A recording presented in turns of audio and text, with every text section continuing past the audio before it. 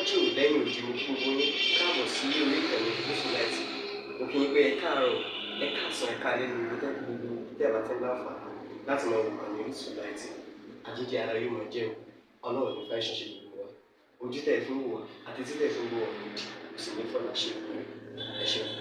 Orísun Light TV #1 Islamic channel jẹ́ ìkànnì tí ó wà fún oríṣiríṣi wáàsí àti ọ̀rọ̀ ẹ̀sìn látọ̀dọ̀ ọ̀pọ̀lọpọ̀ àwọn àfáà ńláńlá jàǹkàjàǹkà tí wọ́n mọ̀ máa ṣàlàyé ọ̀rọ̀ nípa ẹ̀sìn wa. Ní báyìí ẹ bá mi subscribe sórí Orísun Light TV kí ẹ̀yin máa jẹ́ ọ̀pọ̀lọpọ̀ gbádùn àwọn fídíò tá a lọ fi síbẹ̀ lónìí ọ̀rọ̀. Ẹ bá mi like kí ẹ sì bá mi subscribe, ẹ bá mi share kí ẹ bá mi comment sórí àwọn fídíò yìí kí ṣe bẹ́ẹ̀ bẹ́ẹ̀ ti sí. Ìṣẹ̀ríà wọ́n sọ̀rọ̀ tẹnu bá gbèyàn ọwọ́ amúdàjọ́ wa fún un ẹni tẹnu bá gbé tí ọ màmá ní o ìbúra àbí bẹ́ẹ̀ kí àwọn ìṣẹ̀ríà wù.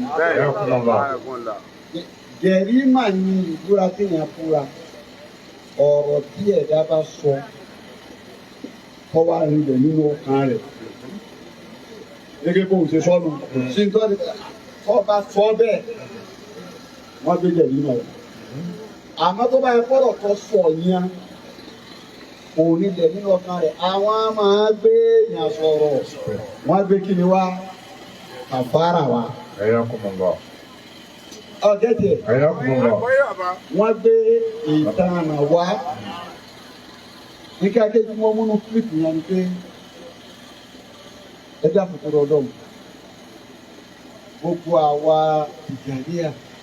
Tijaniyuhun pàápàá jùlọ àwọn akédọ̀ tí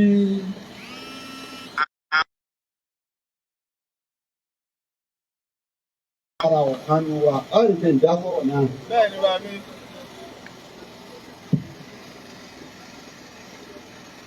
Nítorí pé wọ́n ló sọ sí mi lẹ́nu. Ó buyọ̀ sí mi. Ó buyọ̀ sí. Ẹ̀yọ́ kò mọ̀ lọ.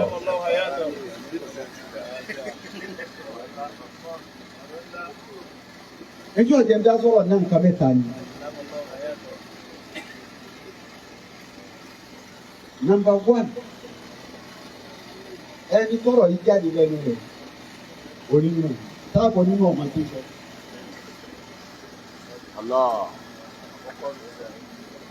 Number 2, ẹni ọ̀rọ̀ yìí jáde lára rẹ̀ lọ́dọ̀ rẹ̀ ara wa ni tí ó sì máa gbà sí.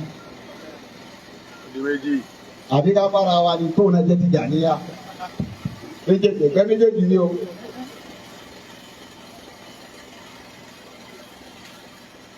Ẹlẹ́kẹta ẹni tọ́rọ̀ yìí jáde lọ́dọ̀ rẹ̀ èèyàn mi ní.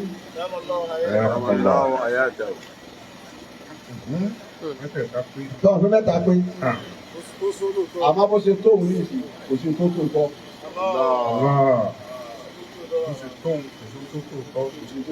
Òun kọ́ bí kọ́ bá wà ní ojú sí. Àmọ́ ìgbọ̀rọ̀ ìṣẹ̀lẹ̀ ẹ̀rùpá yẹn wá dìde àtúnṣe. Lórí ọ̀rọ̀ náà. Nínú ẹ yóò dìde àtúnṣe ní Dr. Juma Adam láti lọ sí ọ̀dọ̀ kọ̀ọ̀kan nínú àwọn àgbàlagbà Tijaniyuhun lórí ọ̀rọ̀ yẹn kọjá ìgbà. Nítorí tó fi dìde sí pé kọ́ídà tí ẹ̀sìn fi ilẹ̀ fún wa ní ń dá wàhálà lẹ̀. Ọ̀gbẹ́ kí ni kọ́ídà rẹ̀? Sí àwọn olùṣẹ́bà wọn dèbèrí tí wọ́n tọ́lọ́hun. Wọ́n tọ́lọ́hun. Báwo lọ́lọ́hun tó wá ń wọ̀nà Mùsùlùmí pé wàlá. لا تسبوا الذين يدعون من دون الله فيسبوا الله عدوا بغير علم. Táàlẹ́ rọ ọlọ́run bá àwọn jìbìrì yìí. Àwọn tí wọ́n sí lọ́hùn tí wọ́n mọ̀ wọ́n mọ̀ ọ̀gbọ́ lọ́hùn yìí. Ọlọ́run ní. ولا تسبوا الذين يدعون من دون الله. Àwọn tí wọ́n ń pè nǹkan ní ìtọ́yàtọ̀ sọ́lọ́hùn yẹn. Ọlọ́run lè gbọ́dọ̀ bú wọn o. ويسب الله ṣe sùúrù bẹ́ẹ̀ ti gbọ́dọ̀ fún wọn kódà bẹ́ẹ̀ lẹ̀ gbọ́dọ̀ bú òòṣà wọn. ọlọ́run tẹ bá ti bú wọn àbẹ bá bú òòṣà wọn táwọn máa ní nǹkan wọn ó látara bú wọn wọ́n wàá bú ويسب الله عدوا بغير علم wọ́n wàá bú ọlọ́wọ́ ọba yín ádìwá بغير علم kọ́ ìdà ni tó o bá sọ̀rọ̀ sí bàbá mi sọ̀rọ̀ sí bàbá tiẹ̀ náà kó o ṣe pé bàbá rẹ tó wọ́n mọ̀ pé tó ká o àmọ́ tó o bọ̀ sọ̀rọ̀ sí bàbá mi inú bí mi nígbà tí bàbá tiẹ̀ náà tiẹ̀ jẹ́ kankan. Allahu Akbar.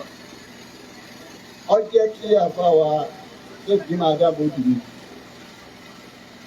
látara kékeré àtúnṣe àwọn rúdúrú tí ń wá táwọn gbogbo àwa tá a jẹ́ pẹ́ẹ́dọ̀ àti báyìí ṣéèkì wípé ẹnì kò lè sọ̀rọ̀ sí ìgbà ẹnì kan bá ẹlòmíín dá rẹ̀ ti ọ̀rọ̀ sáfà gẹ́gẹ́ ẹlòmíín dá rẹ̀ ti ọ̀rọ̀ sí bàbá sí Adam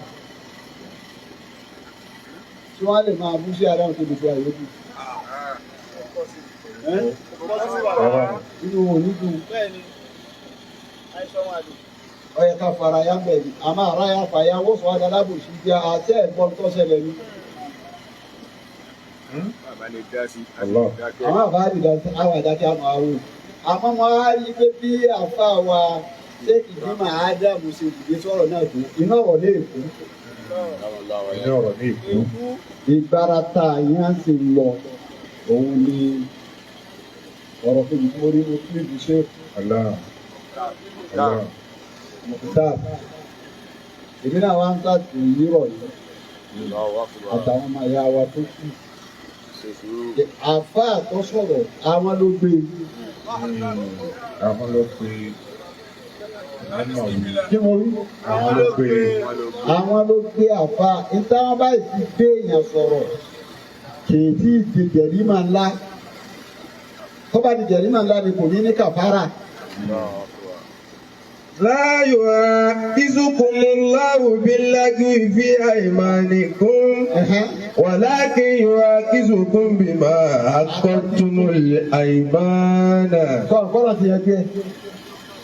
Ọlọ́run ní gbogbo ìbúra tó a pé àwọn àyín lórí. لا يؤاخذكم الله Ní gba yín mú pẹ̀lú ẹ̀.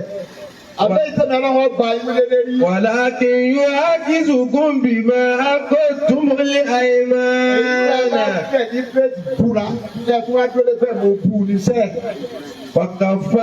وكفارته إطعام 10 مساكين. Ọlọ́dẹ tẹ bá tẹ̀ ní bírèdì búra ni.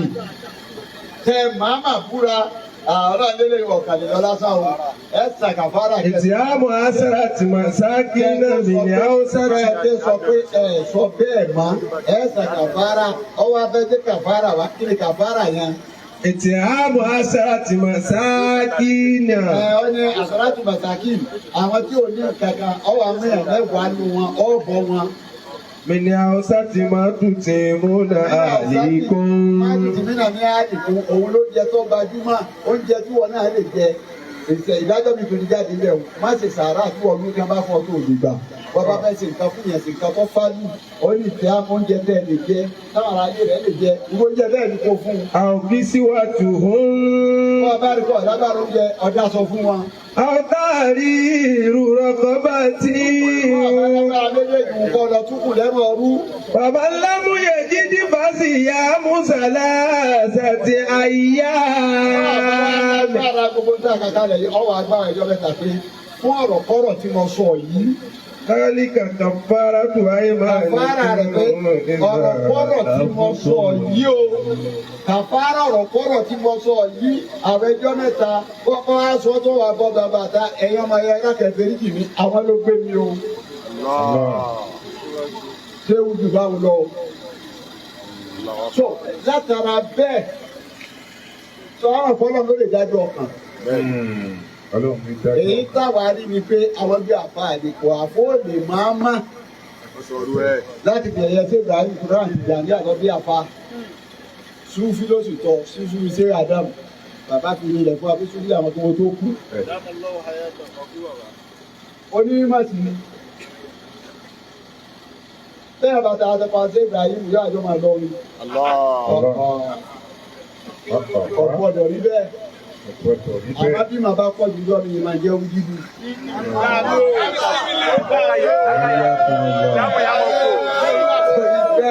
Jábọ̀rí bẹ́ẹ̀. Gbogbo àwa tá à ń ṣe rùdú.